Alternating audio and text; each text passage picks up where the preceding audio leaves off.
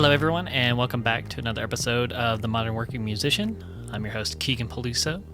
My guest this week is the first in a 5-part series that I did in Nashville a couple of weeks ago while I was at a workshop with the one and only Aaron Sterling.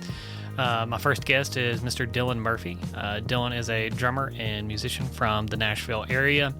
We actually met at the workshop and then just drove straight from the workshop back to the Airbnb to do a podcast interview real quick. So super awesome.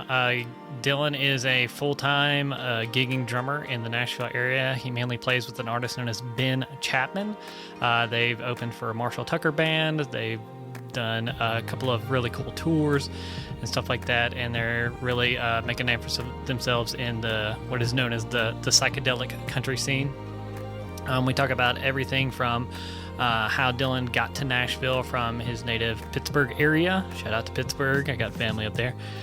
And just what caused him to come down here and how he worked his way onto the scene. There are a couple of reoccurring themes that you'll notice in these interviews. We talk a lot about the Nashville way of doing things, because I've heard that before. So I asked each guest what that kind of means with them, and just kind of what it means to pay your dues. If you like this episode, you can find everything at keeganpeluso.com/modernworkingmusician, and we'll go ahead and get into it with my new friend, Mr. Dylan Murphy.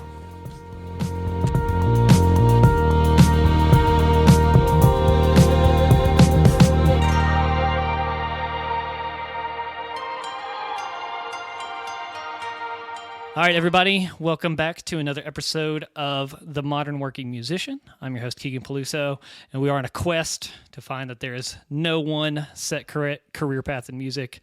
So this is the first of many Nashville interviews. If you guys are not aware, I was just at a really cool workshop with the one and only Aaron Sterling, and I met some really cool dudes, and one of the many cool dudes I met today is Mr. Dylan Murphy. Dylan, how's it going, man? It's going really well. Happy to be here. Good, man. Thank you for being here, because I've known you for all of 8 hours. Yeah. So, hey, I'm so glad that you're down. I feel like we got all really close. Yeah. In that short period of time. Yeah, I was telling my wife, I was like, I'm gonna make some summer camp friends today. I know it. Yeah, and we did. I think we did. Yeah. So, Dylan, how did you get your start in music, man? Well, my dad is a guitar player. First and foremost, he plays with an ex-member of Rusted Root in a band called Sun King Warriors. As long as I can remember, he's just kind of been, the guy that I look to for at least for stylistic sensibilities and the emotion behind music. Gotcha. It was always great music playing in the car. I was born in California, and we moved a couple times, and I remember some of those long commutes from Pennsylvania, visiting grandparents or whatever, going back to Ohio. There was, the records of that time, like Counting Crows, Ben Harper, Natalie Merchant, Heck yeah, man. Wallflowers, and it was all those kind of sounds and emotions, I guess, on music. And he also plays bass, mandolin, harmonica. So cool. So is he a full-time musician? No, he's actually a Spanish teacher. We were talking about that. Yeah. That's awesome, high school man. Spanish teacher. So he's very much, that sort of creative type B. He was an art major before he was a Spanish major. So Gotcha. He's just a creative dude. Okay. So that's kind of where I think I first started to think about maybe picking up an instrument. And I think, guitar was first, and then it was bass, and then finally, landed on drums out of just being a hyperactive kid, and I think maybe a little bit of necessity as well. Yeah. I feel like being a hyperactive kid is yep, you're gonna be a percussionist one day. I was a desk tapper. Hitting the snare way too hard in concert band, and just being generally a sort of spastic person. I gotcha. Speaking of concert band, do you? I'm guessing you have some bit of formal music education then. So, I think. In elementary school, it was hurry up and pick an instrument. And I think that was trombone first. And then gradually, as I got into junior high, it was percussion. I think that did start with first concert band. And that was great. I had a great band instructor. His son, I think at that point was starting to finish up his degree, either starting his degree or finishing up his degree at Manhattan School of Music, and also went to Juilliard. Wow. And then started playing with, I don't want to mess this up, Stay Human with John Batiste, and now he's the drummer on The Late Show. Stephen Colbert. Wow, the dude with the cowboy hat? Yeah. Okay, so, yeah, I know what you're talking about. I have very vivid memories of him coming back, and they would do their residency, and we always had fantastic residencies, which I was super thankful for. And he would give everyone in the band a lesson. And I remember I wasn't in jazz band at that point, but I think Nevin was like, okay, you play drum set, or just it's probably my first 2 years of playing kit. Okay. And he's like, yeah, you should, I'll have you take a lesson as well, even though you're not in jazz band yet. Yeah. And then when I got into high school, it was, again, wind ensemble or concert band. Then jazz band, and then I did a year of marching band as well. Okay, I did choir in junior high, but that kind of was just, that ended quickly. Oh, yeah? Drums took over. It was like choir, and then I got a drum set, in the Christmas of 7th grade. And then you're like, oh, this is it? Yeah. It's just I have a similar story. Well, kind of. Yeah, I was the same. I was really into dirt bikes. Like I had dirt, and it was like I got a drum set for like my birthday, 8th grade year. I was like, well, sell the dirt bikes. This is it. Yeah, that I stuck with like, one after school sport, but before drums it was soccer. Oh, yeah. And then it was like, I'm not gonna do that. And I wasn't good enough to continue to do it in junior high anyways, but music just kind of took over my life at that point. Totally. Would you say that, concert band and marching band stuff, would you say they help shape your career now? I would say so, especially I'd say I lean more on the year that I did marching band. Oh, yeah? Because that level of discipline, I was a sophomore when I did it, and the seniors were just killer. I think that still holds true in my 27-year-old mind now, that those guys and gals were just killer. Oh, yeah? And it feels like it wasn't the same, after that year. I feel like I came in at a really good time.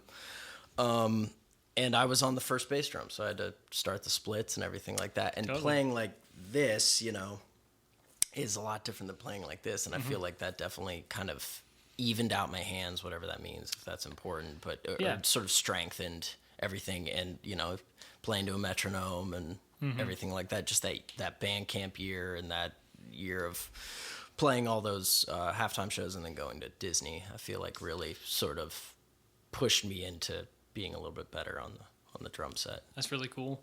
We were actually talking about that at that camp today, and I've had other friends who do like orchestra and things like that, and they all say like you don't get that level of discipline from like any other ensemble. Like I like doing marching band and teaching marching band myself. Like it taught me how to, especially when I was younger. It taught me how to practice. Teach you how to practice and how to multitask. You got to learn a whole other thing too, which is remembering the hash marks and the steps and a whole show. Together, totally, man. And you can't. You also are tethered to all these other people, and you have to all do it in sync. So that is, I feel like, probably out of the three is the most demanding. Of course, jazz band is a whole other thing, but to do band camp for a month is a lot different than rolling into first period band at 7:30 a.m. sort of hacking your way through, which all of us have done. Show up. It's just another class at high school. You got to get out of the way. So. Like and you don't deal with. I mean, you're not out in the elements, and stuff like that. No, too, so oh my goodness, you lose 10 pounds easily, during band camp. Oh, dude, it was crazy. When I was in band, our band class was 3rd period out of 4 periods. We did like the alternating days thing. But you would go out in like 100-degree weather and like get super sweaty and then have to go back to class. It was so gross, man. I hated it. Cool. Yeah, that sort of bridging period where it's like you did band camp all summer and that's like, well, we still got to rehearse and so, we still got to keep the show together. It's like, oh my goodness. Yeah. It's a lot. Yeah, we're still. Did y'all do like band competitions and stuff? No, never got to that level. I never had any interest in doing like indoor.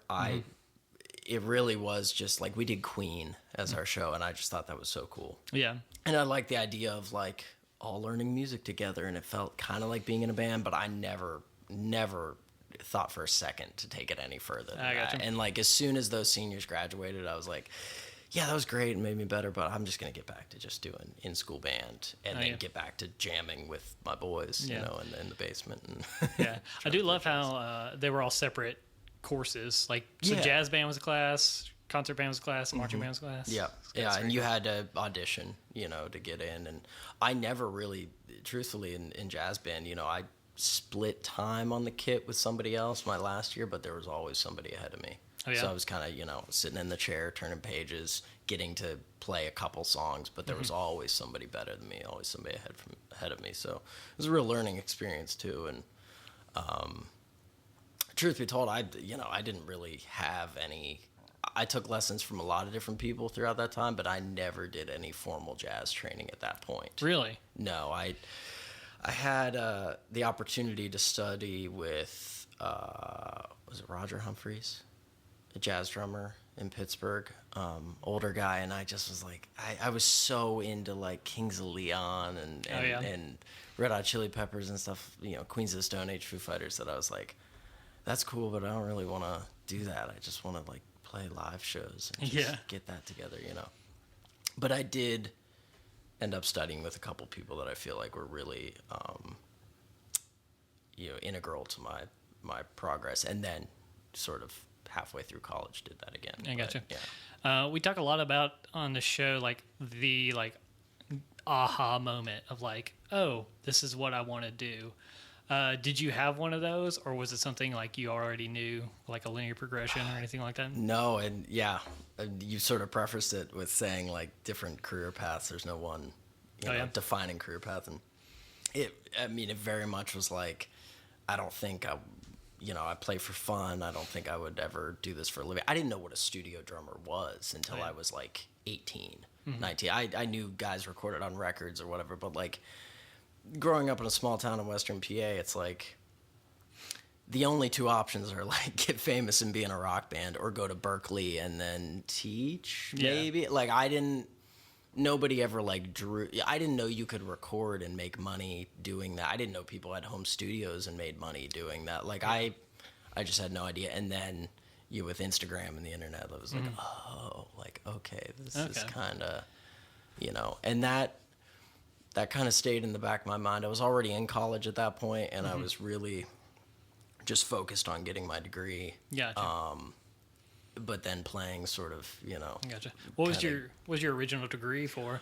So I went for a year at a private university called Point Park University in Pittsburgh. That was in entertainment management. Okay. And that was the year where, like, you know, I'd go home and play. Yeah.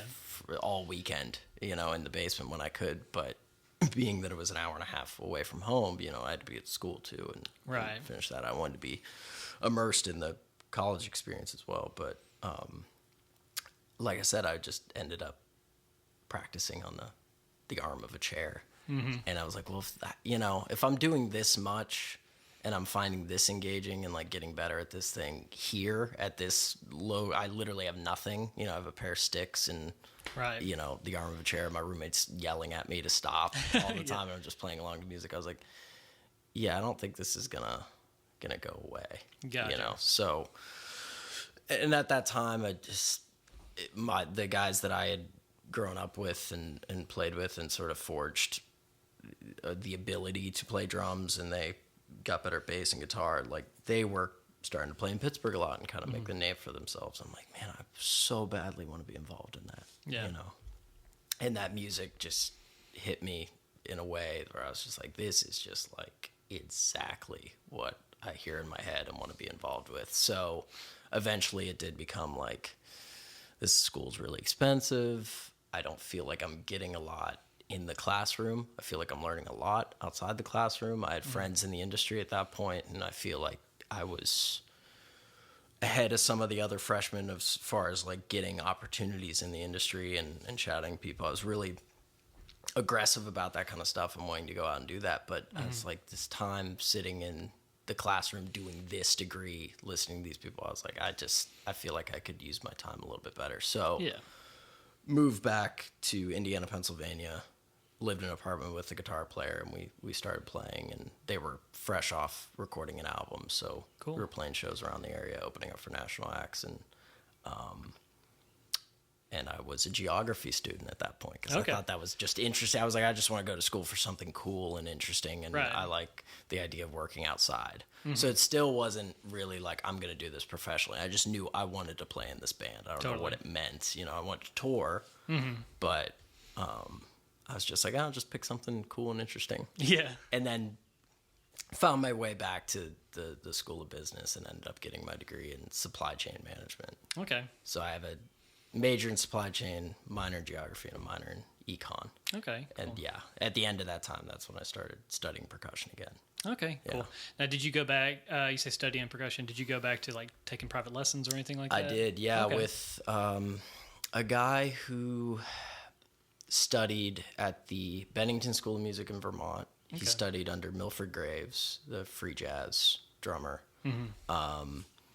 And he had given me lessons really early on. I was probably a year in drumming, if that.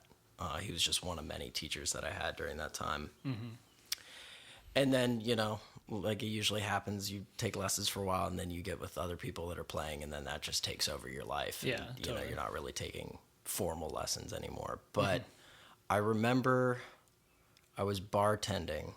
I don't even think I was 21 yet. I was bartending at this little English pub, and I saw this jazz trio playing, and I'm like, man, I am so tired of not being able to do at least some of what that guy's doing. Right. And this was after I'd played with that band, and we played gigs that I enjoyed, but I just felt like I was in such a box, and I'm like, that's it. Like I have to get better. Right. Like I have to do something to be able to express myself better musically.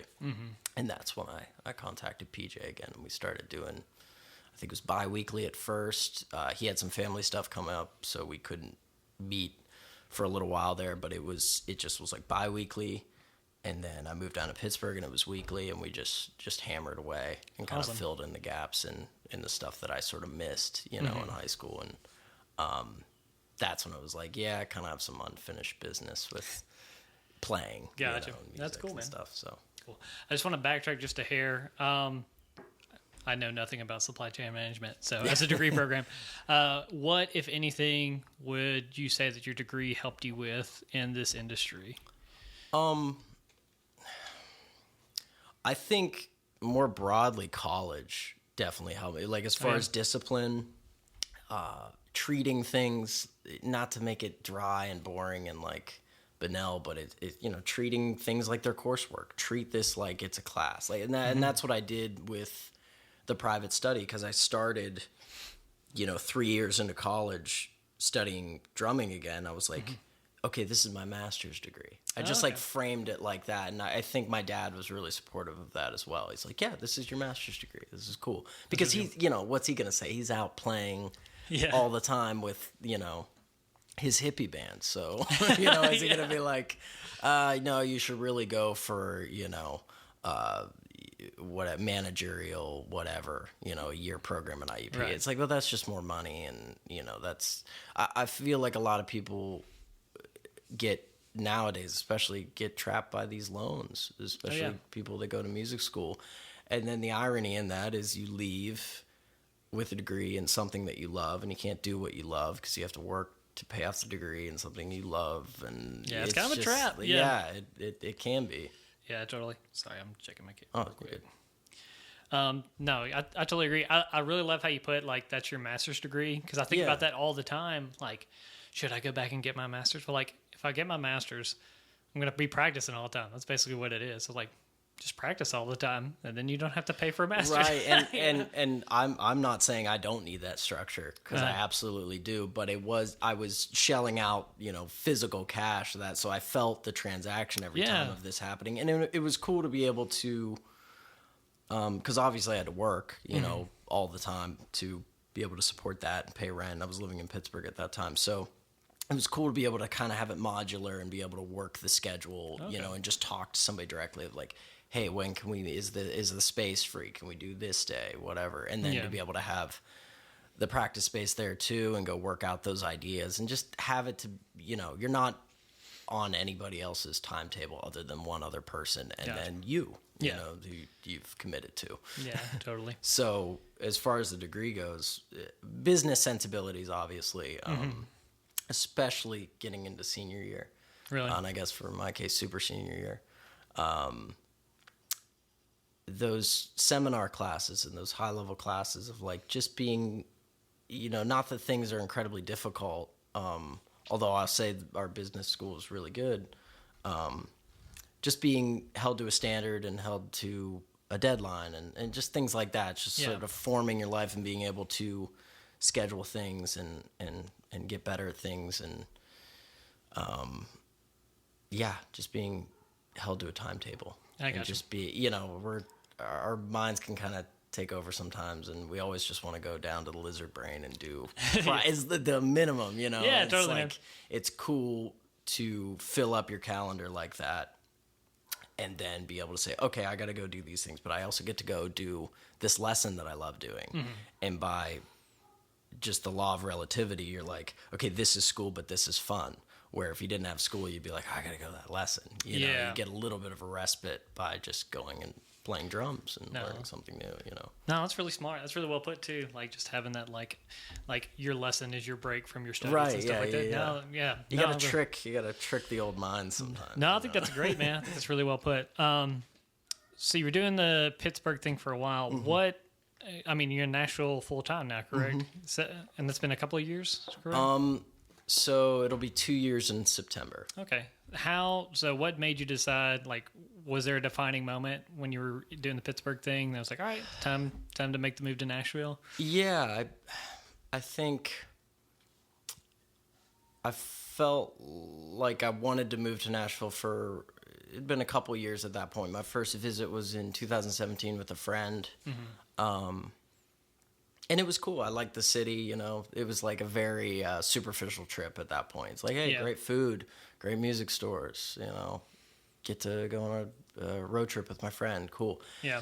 Second time, 2019, Aaron Sterling Masterclass, meet up with Grace. So two very different trips. And then at that point, it was like, okay, any chance I can get to just figure out this city and what I need to do and get down here and just take a trip and feel it out, I took. Okay. I remember I sold tickets to John Mayer one time to come down here, like just on a whim. Like I don't care. I got to make it down to Nashville again. Yeah. And I feel like it is stuff like that of like, I don't know. I'll just figure it out.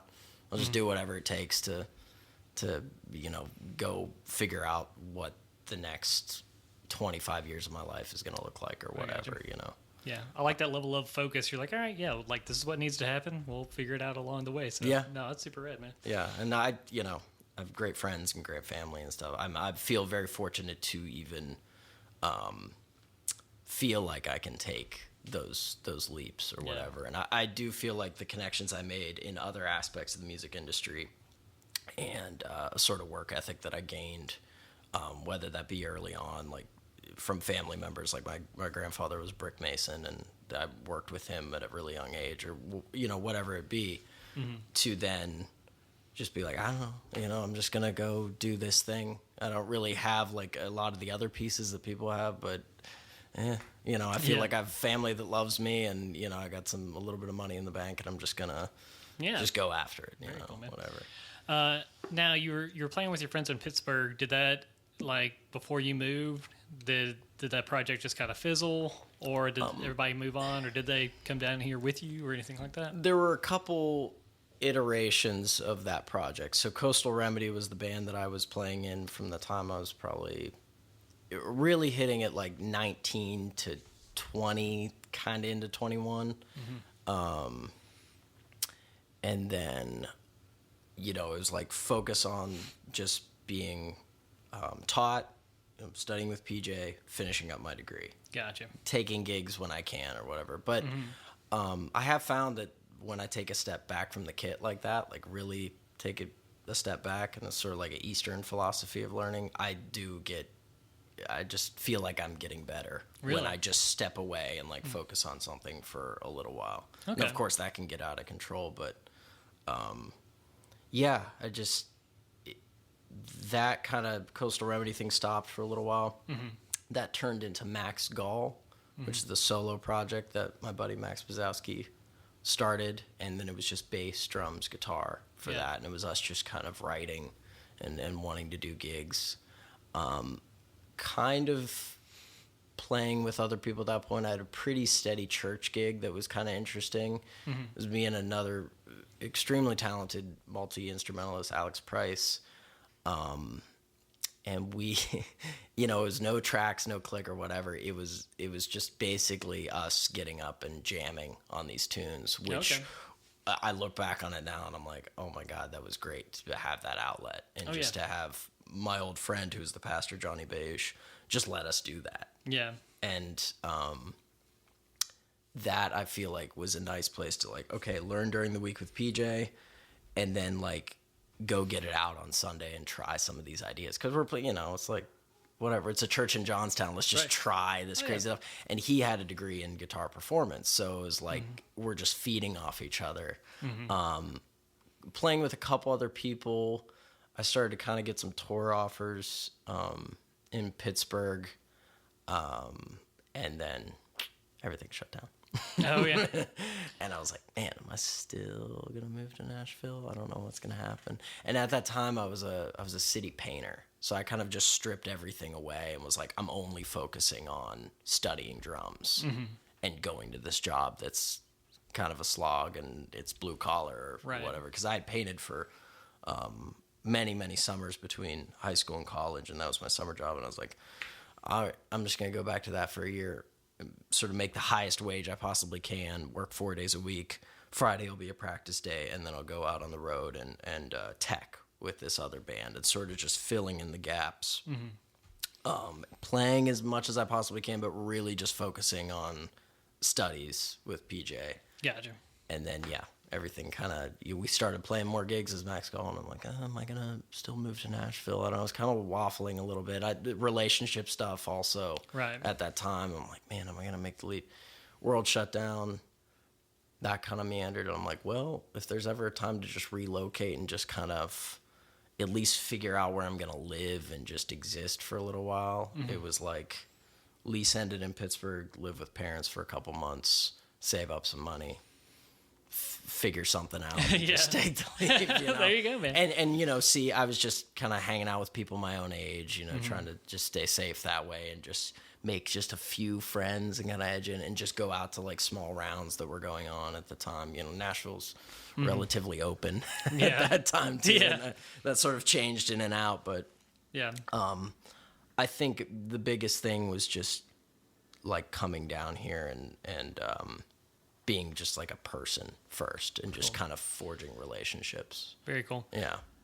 Could you possibly describe the first, and you can, I guess I use the word legitimate. You can define legitimate however you want to, but what would you describe as your first gig down here that you're like, all right, this is the thing, I'm doing it, and then how did that come about? If you don't remember, it's totally fine. The one that I felt most excited about, and I didn't think this was going to happen as soon as, I thought I was going to have to play a lot more music that I didn't like to sort of find my way to the gig that I'm in now. But I sort of had two goals before I moved down here. It was I want to play with a really, really great female singer-songwriter, in the sort of Casey Musgraves vein. Yeah. Or play with just a shredding, melt-your-face guitar player. Totally. And I ended up meeting this guy, Ben Chapman. I think I saw him out at a round, and he just had that Sturgill, Simpson, Brent Cobb sort of thing going on. He played the song called Hippie Speedball, and I was just like, well, this is psychedelic, man. This is dope. I was like, it was sort of unexpected. I was like, I really, really like this. I was like, if there's one dude I want to play with, it's that guy. Yeah. And I sort of knew some people around him, and I started playing with this guy named Alex Sadik, and is really good, guitar heavy, sort of instrumental rock with pop sensibilities. And I was like, this is great. This is a great gig to have. And we kind of framed it as just like messing around. Like, maybe we'll get his project that he had going on in Philadelphia. Maybe we'll get it going again here. Mm-hmm. But through him, I met everybody in that sort of fam jam, I don't know, like alt country or alternative sort of genre. Would be like Tyler Halverson, Harper O'Neill, Colin Nash, Ben Chapman, Nate Frederick, Matt Daniel. There's all these guys who are a little bit off the beaten path or kind of taking a different approach. And but out of them, I was like, man, if I could play with that Ben guy, that'd be awesome. So I think I started playing with maybe Tyler Halverson before I started playing with Ben. And it was just a one-off gig. And I really enjoyed his music. And we ended up playing the gig with Kurt Ozen from Luke Combs' band. It was just a little showcase at the local, and I was like, well, this is cool. I was like, got to play with Harper too, because she was duetting with Tyler. And then, at that point I was going out 6 nights a week to like see like any round I could go to, just to show face and like just to take in music too, because I'm such a fan of songwriting. Yeah. First and foremost, I always joke that I'm like a drummer hates drums. Like the physical drums don't really interest me that much. Just more about conveying an emotion or whatever. Right. I think that's a sign of a good drummer, though. Like if you're, I used to think not, but I'm starting to think maybe that's the case. Yeah. Well, your goal is to make a good song, not to be a good, not to show off on the drums, or just not get in the way, or I think about that with like gear choice too, where I'm like, I'm not going to play like AA, Sabian, like, oh God, like I don't want to be abrasive. Yeah. Now we're getting into like talking shop about drums, but it's okay. We can talk about whatever, man. So yeah, one of the rounds or one of the shows I had saw posted was Ben Chapman and this guy, Jesse Wayne Taylor, who I'd played with. And I was eating dinner, and I was like, man, I made like a steak and vegetables and stuff, and I'm like, I just wanted to like go to bed at that point. But I was like, no, came here for a reason. Got to go out, pound pavement. You got to go do the thing. So I go out, and they're playing at that Taco Bell Cantina down on 2nd Avenue. It was like a Taco Bell you can drink at. What? I did not know about this. It's like pseudo Broadway. It's like kind of off Broadway, but it's still like, sort of a Broadway venue.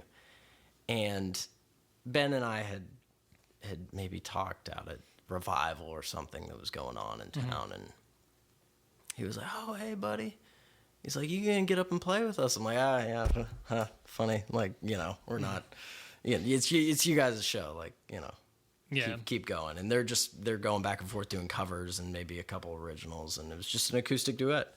And he's like, no, you should sit in. And there was just like this junky orange sparkle Ludwig with like the worst low end brilliant cymbals. I was like, all right, whatever, I'll jam for a little bit. I wanted to, but I was also like, I don't want to make like an ass of myself, and I don't want to say it's 2 acoustic guitars and like a drum set. I'm like, I don't have like hot rods or brushes. I don't have anything on me. And I find one drumstick, and there just isn't another one. Okay. And I'm like, I don't know what to do. So I go across the street to George Jones's, and I'm like, you guys got a drumstick? And they're basically like, F off. Yeah. Like, what do you ask? What? Like, drumstick? What? And I'm like, I don't know what to do in this situation. And I thought of that story that Aaron told, where he climbed the tree and got the 2 branches out of the tree and played the gig. And I'm like, you know what? That's kind of what PJ instilled in me too. He studied with Milford Graves. It's like, I don't know, just figure it out. Like, it can be anything. It can be, this table, whatever. Right. This water bottle, anything's a sound. Just figure it out. So I'm like, all right, I'm in the restaurant. What about like a spoon? Like a serving spoon. Mm-hmm. It might be a little big. That might work out. And I asked the manager, I was like, you have like a serving spoon back there I can use? And he brought out the one for like the beef or whatever. I'm like, that's a little big. And he brought out the nacho cheese one, and I just bent it up and I played the whole gig with just a stick and a nacho cheese spoon. Oh, that's incredible, and man. It was great. We jammed like, Bill Withers and Grateful Dead and, stuff in that vein, and Allman Brothers. And I was out, I'd sold insurance when I first moved to town because I was just trying to get something where I could make my own schedule. Right. And just figured I mean, it was like grueling. I was the exact opposite of anything I would ever want to do. And like, I was just like, I'm just going to grin and bear it and just get through this. Hopefully I can quit soon. And I was making like no sales, you know, I was just like awful at it. Yeah. And I remember getting back in my car probably after I got rejected for sale, and Ben had texted me. He's like, "Hey, buddy, you know, my drummer just had to leave town. He had to move home. You want to be my full-time drummer?" And it was just like off that one time that we jammed, you know, 2 weeks ago at the Nacho Teaspoon. So he's like, I think, you know, we'll probably get some pretty good gigs up front, and you know, we'll start rehearsing soon. We'll start jamming together. And I was like, awesome. Dude, so wow. yeah, at that point I was like, okay, I obviously did something right. And yeah, we first gig we did was open up for Drake White at Marathon Music Works, and then we started doing this thing called Peach Jam, which we do now, which is like a monthly residency at the basement. Oh wow, that's really cool. And then we, I think, did a show with Flatland Cavalry. Then we went out on the road just last year in October with Marshall Tucker Band for a couple dates, and we have another one coming up this week actually. So that and things clicked pretty quickly with all those guys. Those guys are like my brothers now, and being in a band with them is great. So that, you know, that's like the first priority is being in a band with him, and that just for whatever reason happened quickly, and in my mind is sort of a dream gig. It's kind of silly to say because he's not on a high level, but you know, I've gotten to do some stuff that I moved here to do, you know, however small of a goal it is. I kind of focused in on like, I want to go play with really great musicians and tour, Right. you know, at least now, you know, that's sort of the short-term goal. And yeah, it sounds like you really love the music too. And I feel like, that's, you know, it's really easy to take a gig it's really easy to fall into a gig that you don't enjoy just because it pays well. But it sounds like the gig that you're in right now, one, it's leading to so many other things, but two, you just like really enjoy the music you're making. I do, and it's a challenge too because you know, we don't have any safety nets. You know, we're not using a click, we're not using tracks. We've kind of had to do it the old-fashioned way of like, you just become tight by playing, and sometimes we go a couple weeks without playing together, and you just have to kind of get back into that headspace of like, oh yeah, no, we can play together. It's all there. There's just no like, get into your spaceship and press play and then just play through the set out of muscle memory. You have to be conscious of what's going on in the band. And now we're doing, you know, we're folding a lot of covers into the set. We have a lot of guest artists. You know, we're just trying to take things a lot of different directions and jam things out and play different rooms, and it's very much sort of jazzy in that way, where you have to pay attention to the dynamic and where everybody else is going. And a good show can depend on somebody's mood or how much they had to drink or what. It's very finicky, and I'm thankful that I'm in a band with such great people and great musicians where we can figure that out quickly. But there's some things that just take time, you know, like there's just things that you can't skirt around, that's what makes it so great, is like the gelling that happens over many rehearsals and many gigs. And so it's nice. That's really cool, man. Now, talking about touring with those guys, what was your experience like with your first big tour with them? Were there any mistakes you made, any less valuable lessons that you learned on that first big tour? To even call it like a big tour is kind of crazy because it's been so spotty, and we did have, you know, especially with COVID too, where it's just been this wave of like, you know, you don't know if something's going to get postponed or canceled or, you know, whatever. We had a whole tour lined up for February that had to be pushed off, and fortunately we're going to get to do some of those dates later, but it's been very patched together, and I think that's why we've had to all learn to just trust one another and really we've become so tight, is because we're like, okay, we got this one show coming up, we got to make it really extra special. It feels like everything is riding on, you know, this next gig, which is good when you're starting out doing that, I think. And you know, as a drummer, you're kind of you're in the driver's seat for how everything feels. Right. So definitely listening back to board recordings and going like, okay, that could just, let's move that down a BPM. And like I use the visual metronome and everything to kind of give us a home base. But the more and more you do it, the more you just go like, I know exactly how this is supposed to feel. Like, yeah. everybody else is on that same page and you just relax into it. And that's what makes it exciting is it's a really little different night to night and show to show. But with them, it's like, it's not going to ever be any other way, especially with Ben. He's like, he wouldn't have it any other way. Yeah. This is who he is. And it's a direct representation of his sensibilities and his artistry, I think. Very cool. But yeah, on the Marshall Tucker shows, it's just, I mean, those guys are legends. Yeah. You know, it's being out with walking museums, Yeah. stories, and it's just they took us. You know, by the fourth show, it was like, okay, they know who we are and they like us. And they watched side stage and everything. Like, you know, That's really kind of cool. gain a relationship with them a little bit, and feel fortunate to be going back and doing it this Tuesday with them in their hometown. Oh, really? which would be This really coming cool. Tuesday? Yeah. Oh, wow. This last minute little add-on. I need to post this episode Monday. So. Yeah. Everybody come out Yeah, go to see- Morgan Square in Spartanburg, There we go. South Carolina. There we go. And by the time you've heard this gig has already happened. No, I might have to just get a quicker turnaround on this than I thought. So, but either way, no, it's super rad, man. Now, you do a lot of one-offs and some work with some other groups and stuff. Did that spawn from this, or while you were working with these guys, were you still out, you know, going to rounds and stuff like that and networking? You know, I really don't know how. I know where a lot of it came from and kind of how it splintered off, but then it feels like there's like two veins where like the work that I'm getting is kind of coming from this world over here, and I can kind of trace it back to, I know exactly where this is coming from. But getting the call back, you know, that's also a whole different thing. And then this world over here where it's like I knew these people personally before they ever heard me play.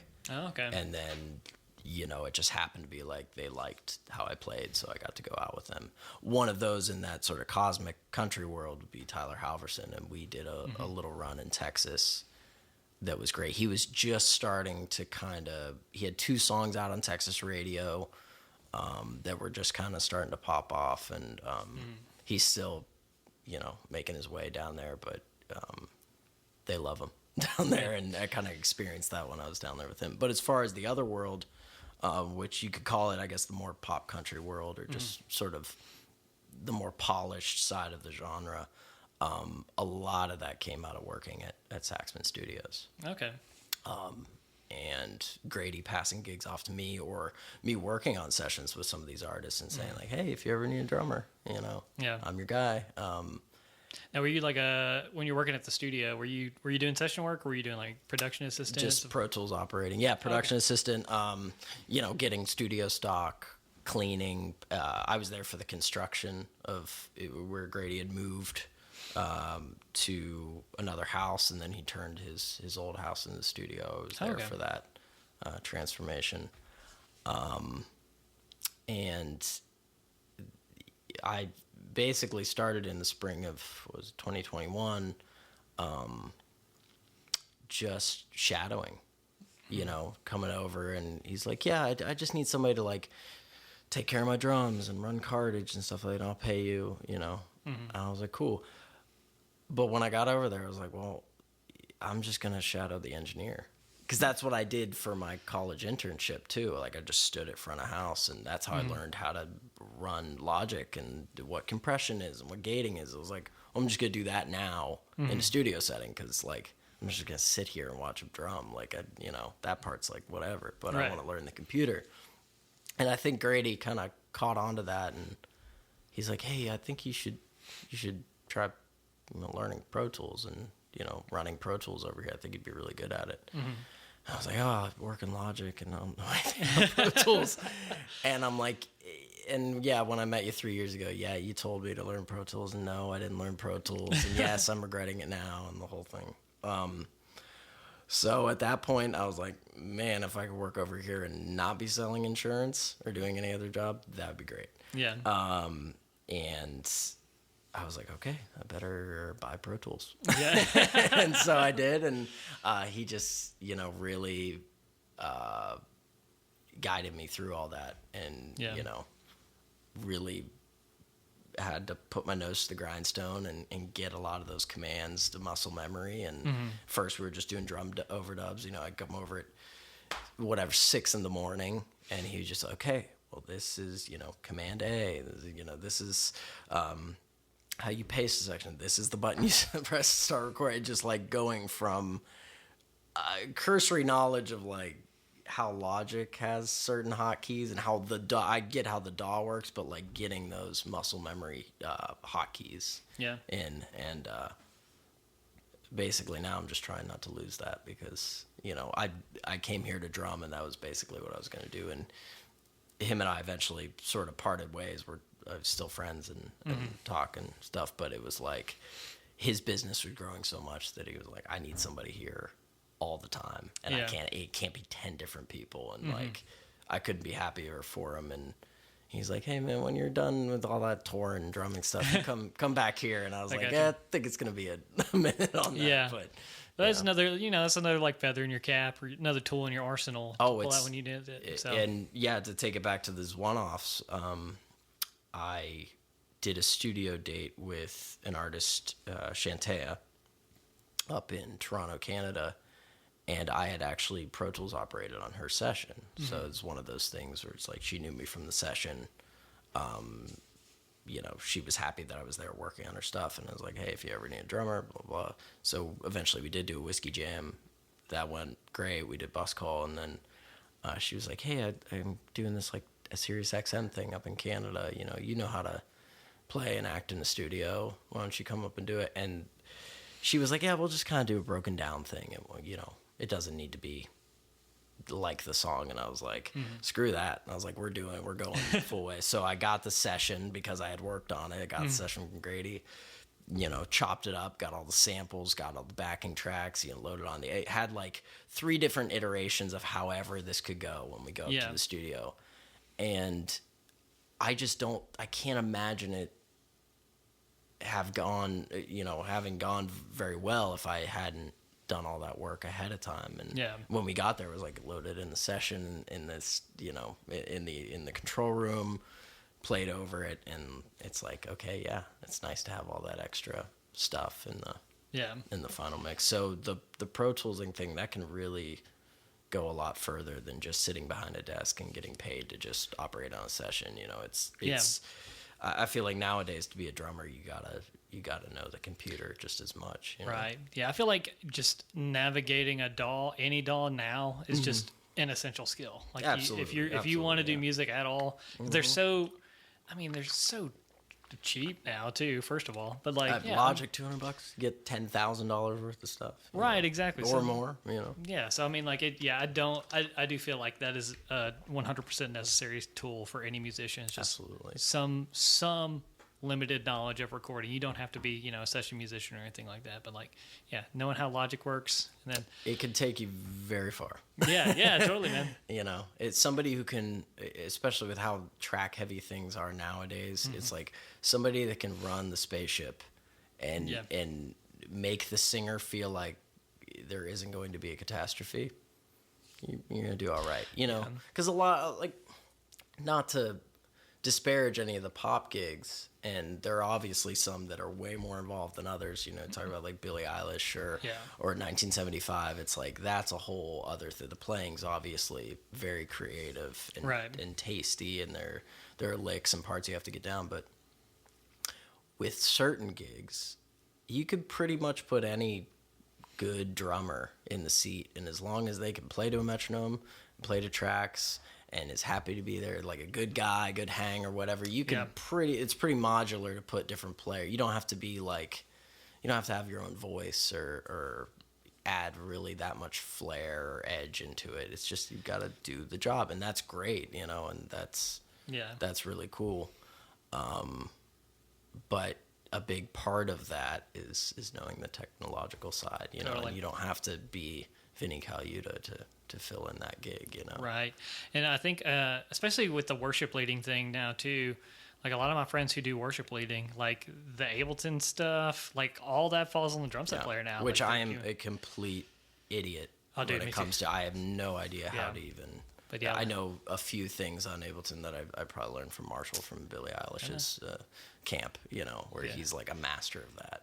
Is that the drummer for Billie Eilish? Yeah, he does this course on Lander that's just pretty Ableton in depth. Really? And he's got all the little tips and tricks. That's cool. Like, dang, that's just like really involved. And it gets me going, but I'm also like, I just want to play. I don't know about any of that kind of stuff. It's like when it comes to it, I'll get the stuff together and play the show. But it's like, I guess that's a kind of cross that bridge when you come to it. Right.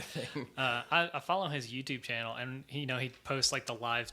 Like he has like a GoPro, and like, dude, it is a masterclass in like recreating good electronic sounds on a drum set. Like all that stuff he's doing, like whether it's a pad or anything, but he's still like playing the rhythms and the dynamics, like they're still authentically human, and it is mind blowing to see somebody execute that. Right, and some of that stuff you're like, you didn't have to do that, but I love that you did. Yeah, I love that you kept that.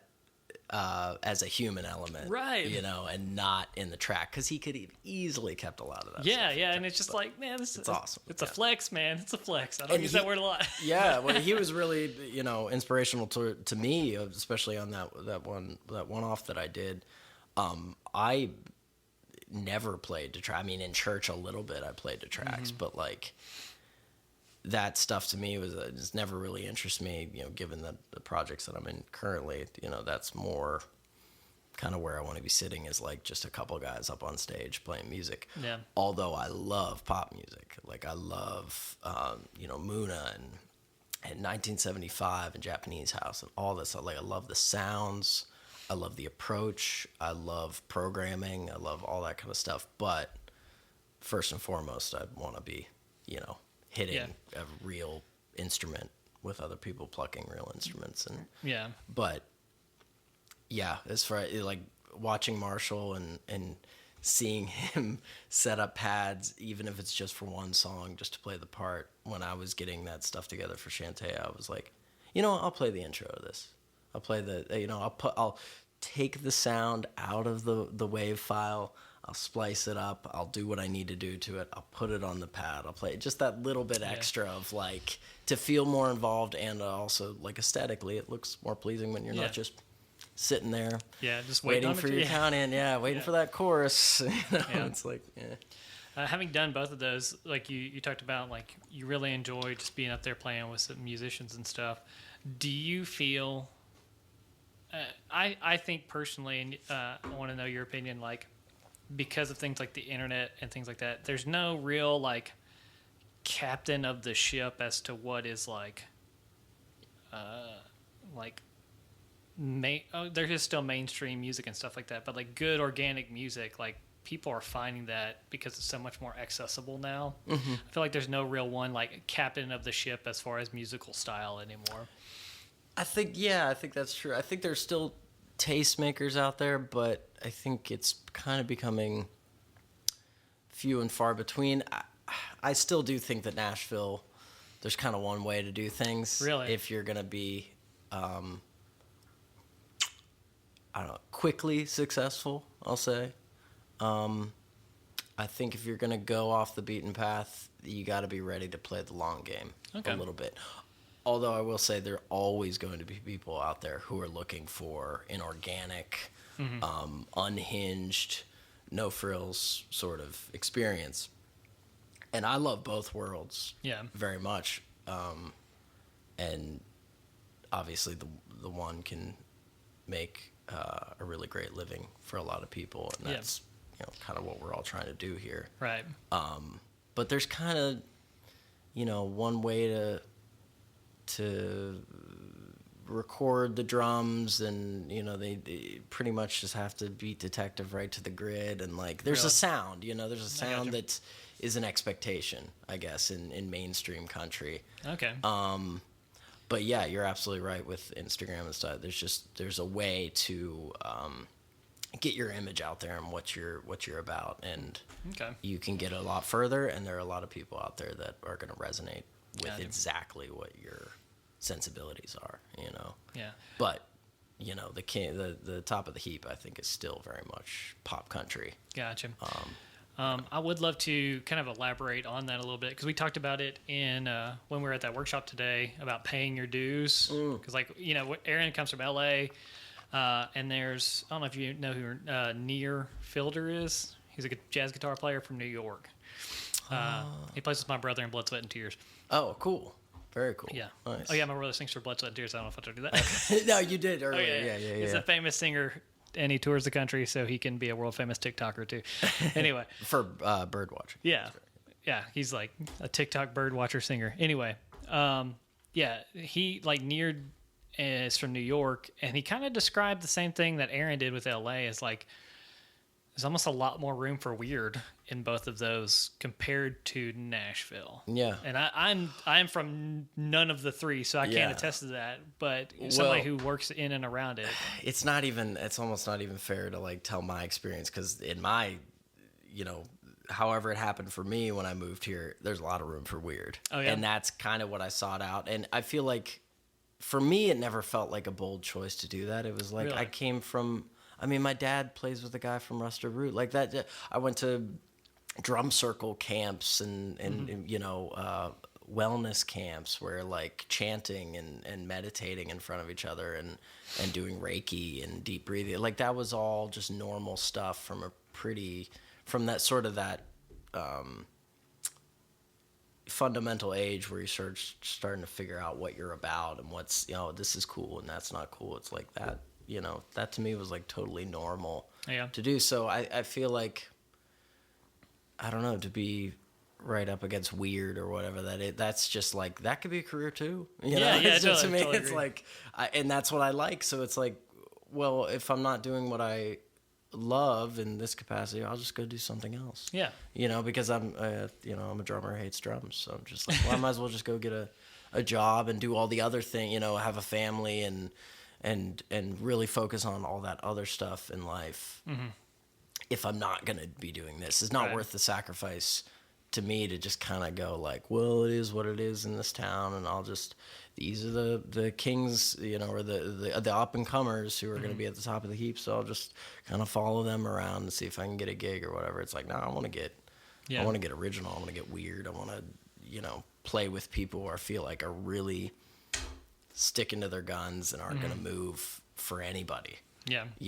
And just ride a career path with them and just kind of see where it goes. And I feel like by not doing that, you're kind of setting yourself up for failure, because at least this is the way I feel. Nobody's ever going to remember you. Nobody's ever going to have, oh, that's, so-and-so. He played with this person, so, it kind of has this thing going on. And people start to kind of conjure up an image of how you sound based on the people that you've played with. So that was kind of always my concentration. Taking gigs was oh, okay, yeah.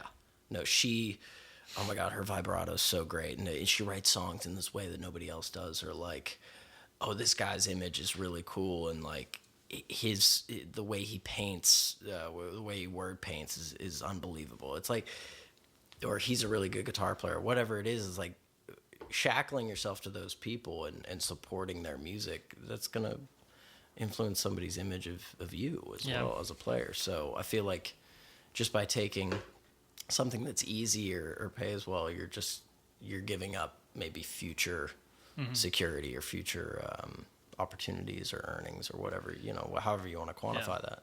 I think that's really cool, because I think a lot of people, when they think about the move to Nashville, they think about going and doing the Nashville thing. Right. How can I just set myself up right now? Because it's incredibly daunting. Yeah. And it sounds like you came down here to Nashville, not to necessarily do the Nashville thing, but to wholeheartedly carve a unique career out for yourself. And I think that's really cool. I think that's not to, there's so many things you can say that sound douchey on a podcast, but I'm glad the camera's here so they can see that I'm saying it earnestly. I think it really does come from seeing my two parents who are professional educators, seeing my dad give a lot of time to music and always making gigs work and always wanting to get better and get into different veins of music and just be creative and foster new skills too. Like, he didn't play Mando when I was growing up. That was something that I saw him go into the woodshed and just get really good at. And that was right around the time that I was like, I think I'm going to study again. And so to see him do that at 49 or whatever it was at the time was incredibly inspiring. Yeah. It was like, oh my, you never stop learning. And I look up to him in that way. For whether it be learning a new instrument, taking on a new project, running, for example, like exercise, just to see him still pushing the envelope at that age, especially growing up in an area where a lot of people don't do that. Yeah. It just makes me feel like it's like, yeah, just go and do it, Yeah. And then to take that into, like, I did take a more traditional path education-wise, so it was, and I don't know if this is narcissistic or whatever, but it was like, I want to carve a unique career path. And then, you get that voice inside you, like, who are you? Like kind of pick something and, earn your way in it and do that. So it's kind of wrestling with those two things of like, all right, buddy, like, you need to make a decision at least. And like, you don't take everything for granted. And, you gotta kind of choose a pretty, you can do other things, but like kind of choose a pretty narrow path. I always just wanted to kind of pivot around and give equal attention to each thing and work hard, but I didn't want to just be an operations manager at a venue. I thought that was cool. I didn't want to just go out on the road and learn how to run front of house. The business side of it interests me a lot, but it just never left that looming feeling of like, okay, something's like really missing. I feel like I didn't give music and playing a fair shake. So yeah, when I moved down here, it was like, all right, start small. I'll just be a person first. I'll just meet people. And I'm genuinely love songwriting and music. So it was just easy to go out and just be like, oh my God, she's great. He's great. Oh, these are my new favorite songwriters in town. Like, oh my God, that one song. And just like fanboy for a little bit. And then have people meet you at that level and then kind of fold playing into it after a while. And like I said, I got a degree. So I was just like, I'm just going to just be unabashedly me in this and just see what happens, and work hard at it. Not that it's like, oh, well, there's a fallback plan or whatever, but I was like, if I can't do it this way, what's the point of really doing it? Because the time of hitting drums in your life, like, if you add it all up, it's not really that much. That's not what matters the most. It's living a life that you're proud of and having something to show for it at the end. And I feel like if you spend a lot of time doing something that you're going to get jaded by or get a bad attitude, a lot of that's going to be a negative experience for you, and then everyone has to be around you. Yeah. So, just trying to mold a cosmopolitan career or whatever that means, which sounds, I know, just like, oh, who is this guy? Like, no, man, no, I like it's like that was always, from the time I was like 16, that was like the goal. Yeah. Is like, I love this, I love this, I love this. It's like, how can I string that all together? Being also a type A, like, pragmatic person is like, okay, I know these things don't go together, but I'm going to try to at least puzzle some of this stuff together and just patchwork, Yeah. I think that's a great idea. Like, and it's a great thought exercise for people that want to do music as a career, though. Is like, you might not want to do one set thing, but you might have 3 or 4 things that you can kind of draw a circle around. Right. And be like, okay, like, this makes sense when you draw a circle around all of it. And find a way to make it work, man. And I think if you look at some of the, people that we consider very successful, they can kind of, like how Aaron was talking today, he's like, I'm an engineer right now. I'm a producer right now. Those people that can just sort of strip away all their, like, micro hobbies and obsessions and just be like, I am this person right now. Right. Not to a level that you're pretending to be somebody else, but just being cognizant of who you're around and what you're working on and what a situation needs, and supporting other people and supporting other humans, you know. Totally. And I think when I've started to listen to people like that and learned that there were people out there doing that, I was like, oh, I'm not crazy.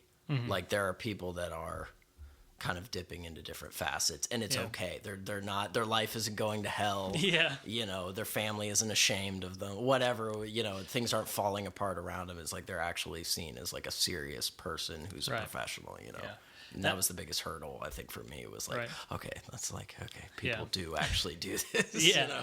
I think it's great too. Well, like that was the impetus for this podcast, was that there's like not really one like set way to do it anymore. Yeah. So it's like the entire idea of this podcast is just like find people, you know, a good friend of mine, his name's Daniel.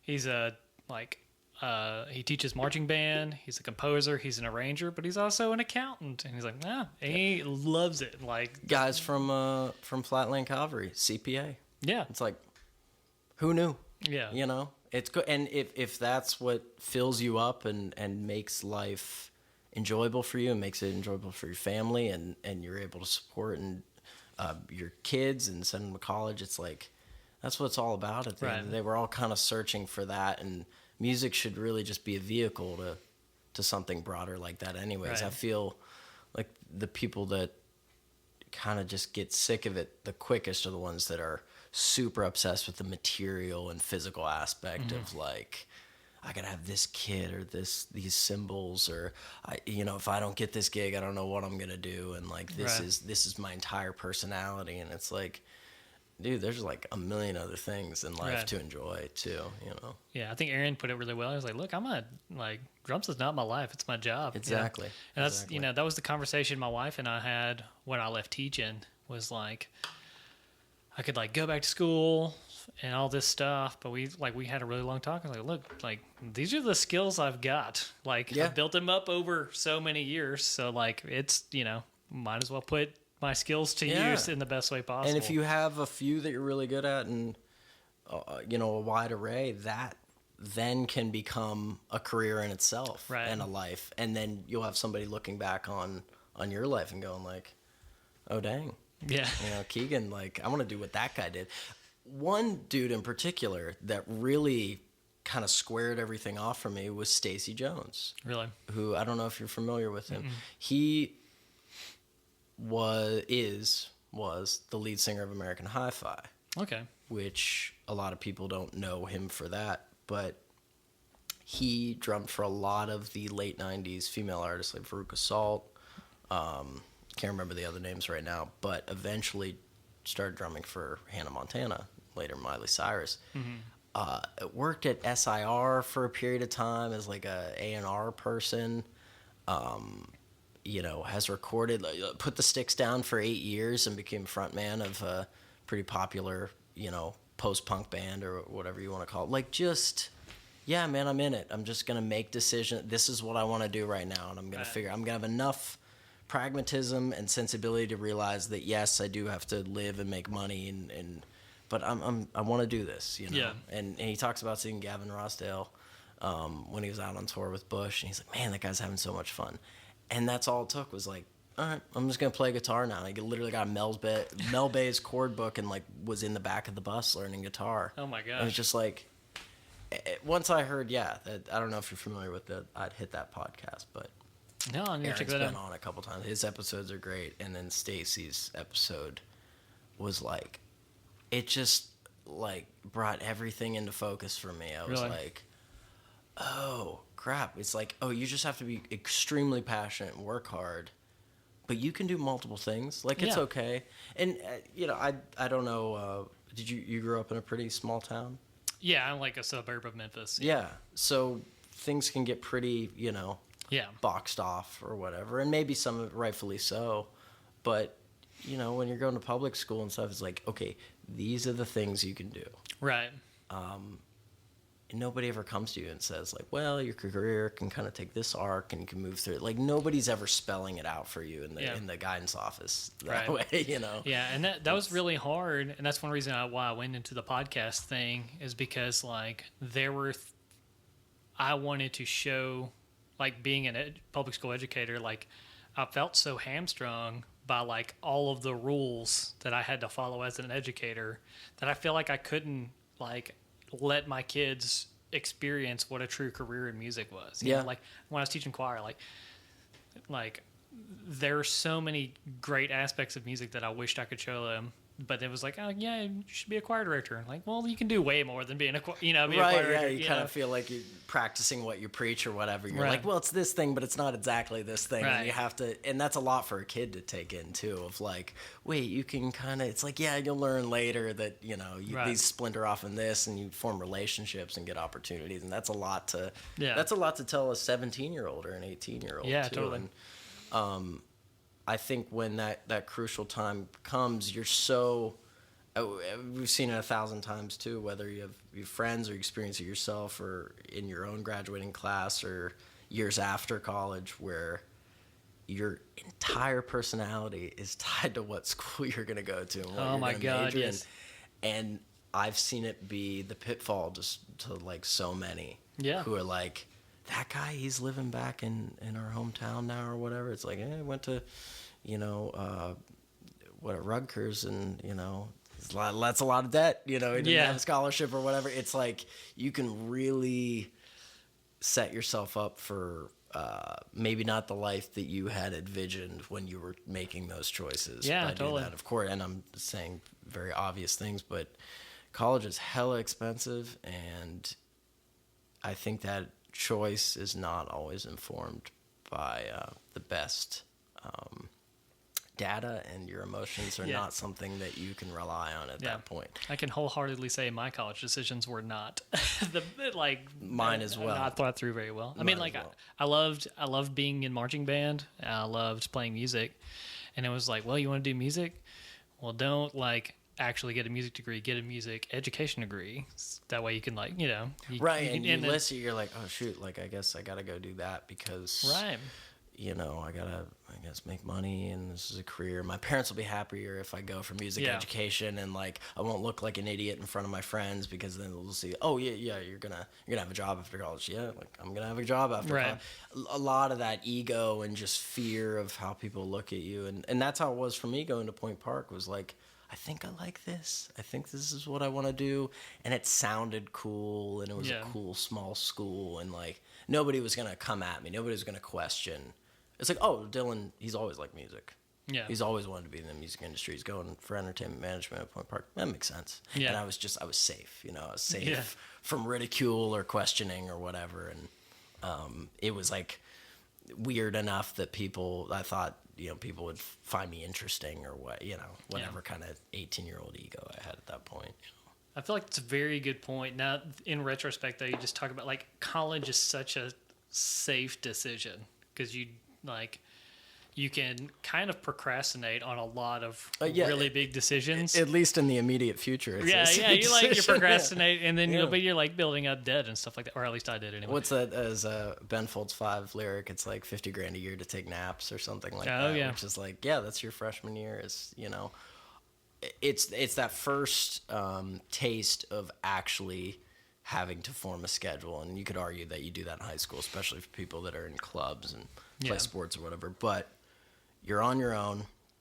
You have these classes. The in-between time is whatever you want it to be. And that's a great thing about a music school or whatever. It's you're supposed to be practicing during that time. You're supposed to be in a practice room, and you have things to prepare for. But if you're not going for something like that, where class ends when the bell rings, or when the professor's like, all right, we're done for the day, the rest of the time's yours. So you get to kind of figure out. And that got, I think, really old for me really quickly. I think I was kind of becoming rather depressed in that, just being in the city, and I had a couple things that I really loved, and a lot of that tended to be work that I was doing outside the classroom.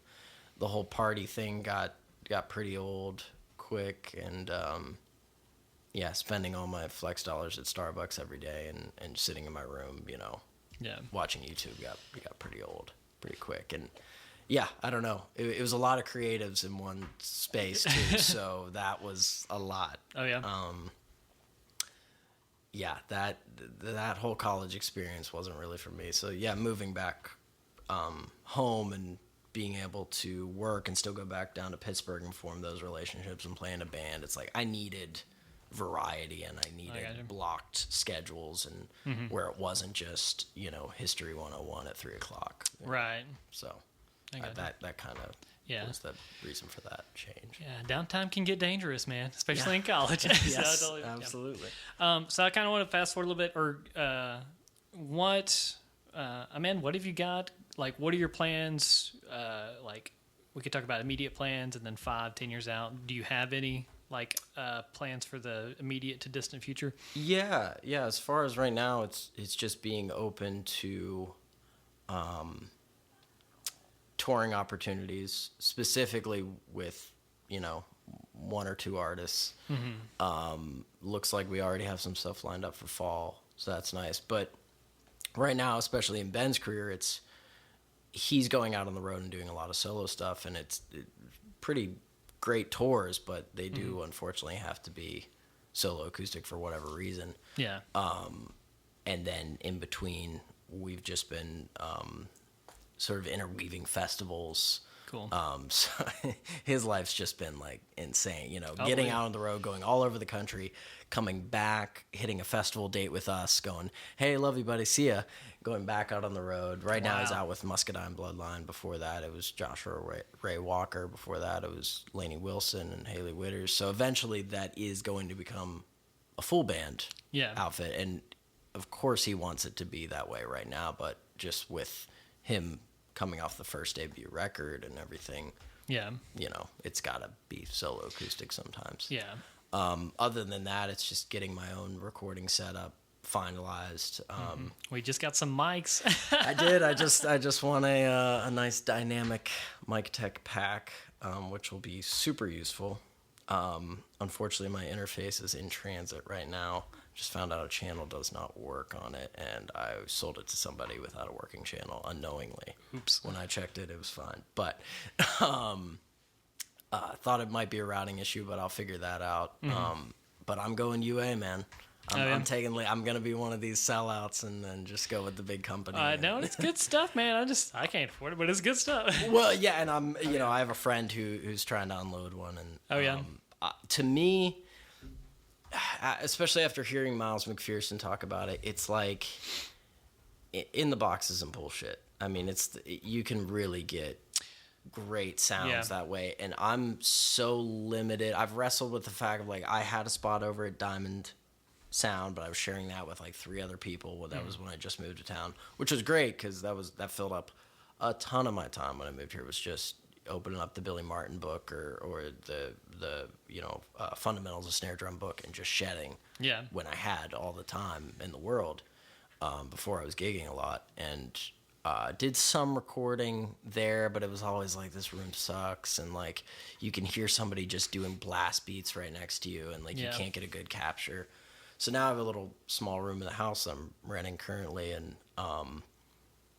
after hearing Miles talk about it and a couple other guys, it's man, just throw that Ocean Way plug-in on, get a good room sound. A lot of engineers can't tell the difference, and just try to get to work. And then eventually, when you do have the nice room, set up a couple pair of room mics and try to get a legitimate room sound. But you got to start somewhere, and I've had couple different iterations of recording setups, and then they've been great. But I feel like this, especially with the technology that UA has, and then you get access to all those plugins, I feel like taking the leap over to that side of things will make a small room actually usable. Oh yeah, totally. That's what we're doing. We built out a studio in Covington.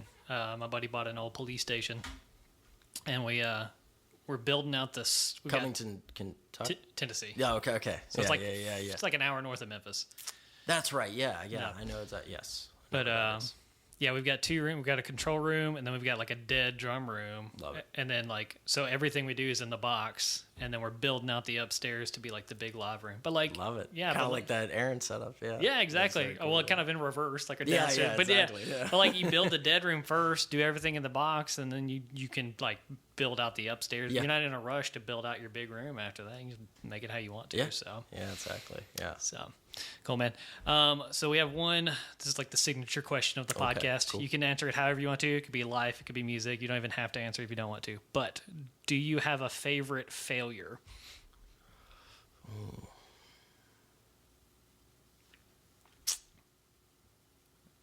I know I do. I feel like I was given, especially, moving to sort of a minor music city first, where kind of the older guys run things, and there's kind of even if you're really great young guy playing, it's kind of like the older guys take the gigs, and that's the way it is. I feel like I was given a lot of grace, was given a lot of opportunities, whether that be through like nepotism or somebody not wanting to have you fall too hard.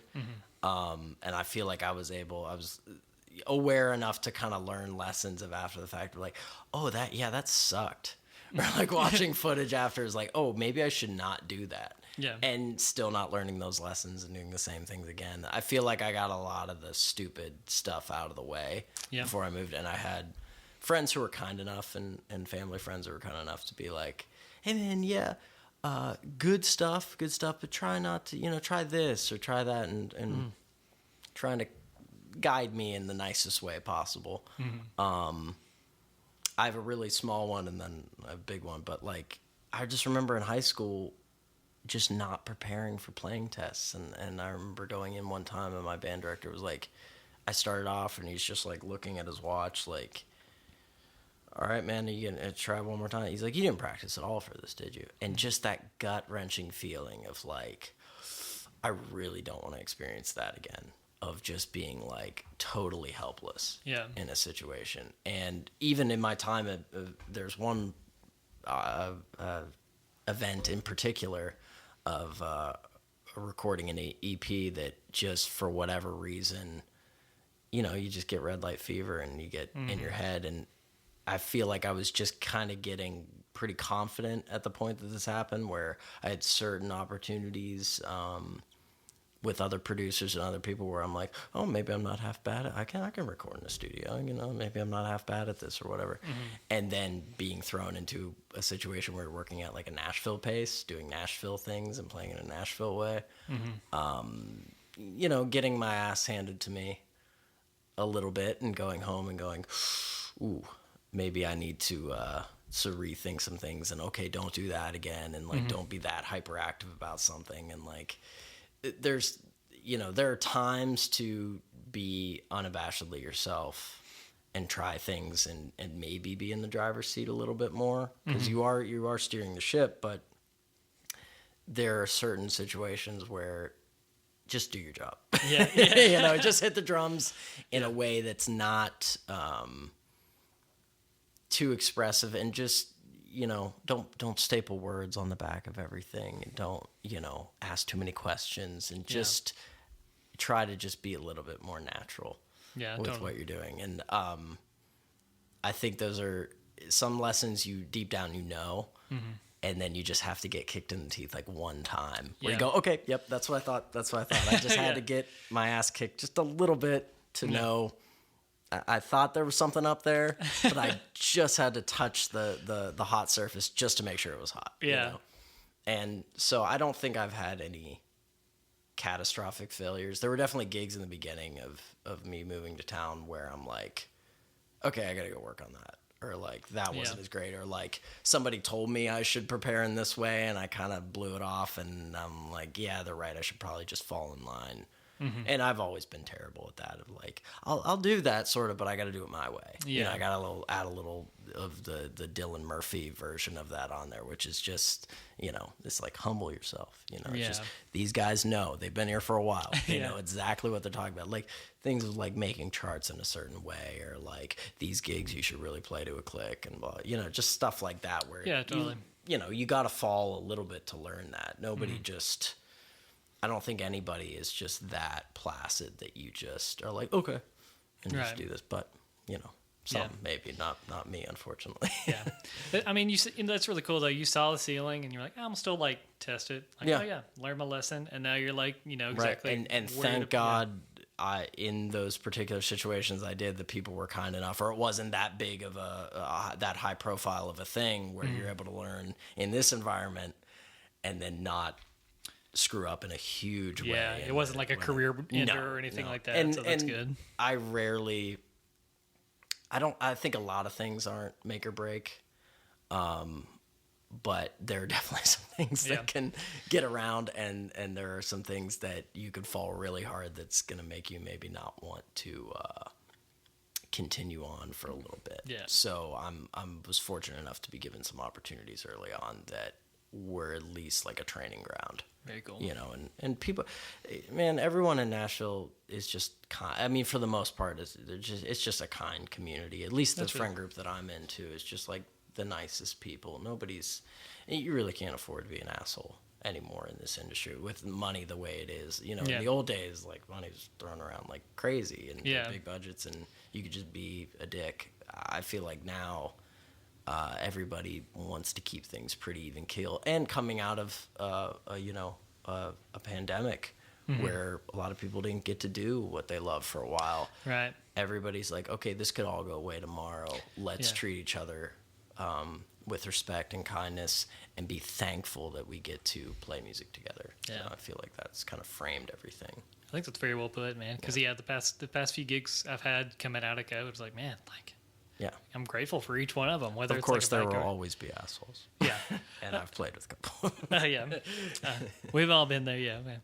Well, Dylan, this has been absolutely wonderful, man. We killed 90 minutes pretty 90, easy. wow. Yeah, man. But dude, you're a gem to talk to, man. It's been great getting to know you through the day. You're one of my summer camp friends now. Heck yeah. Where can people find you? Instagram at DGMurph. That's it. Okay. I haven't done Twitter since 2015. Facebook, I'm on there, but like I don't really connect the Instagram to Facebook or whatever. I'm too worried that like it'll be disjointed and it won't come across, and like I don't, it's like that's like my aunts and uncles and grandma and stuff's over on Facebook. But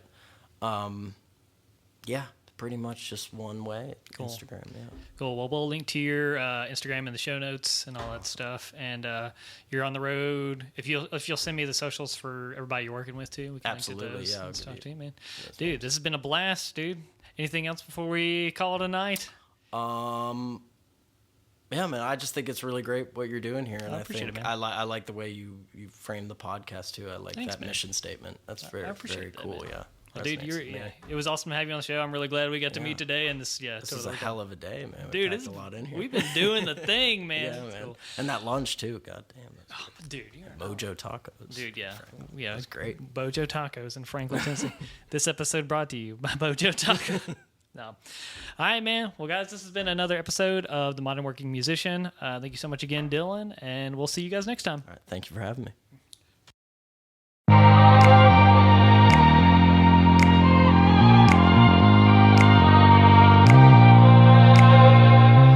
Thank you all so much for listening. This has been another episode of The Modern Working Musician. If you are interested in learning more about the podcast, you can visit keeganpaluso.com/modernworkingmusician. Likewise, if you're interested in advertising with The Modern Working Musician, you can find me at keeganpaluso.com or keeganpalusomusic@gmail.com. You can find us on all platforms at Modern Working Musician. Thank you guys so much for listening, and have a great day.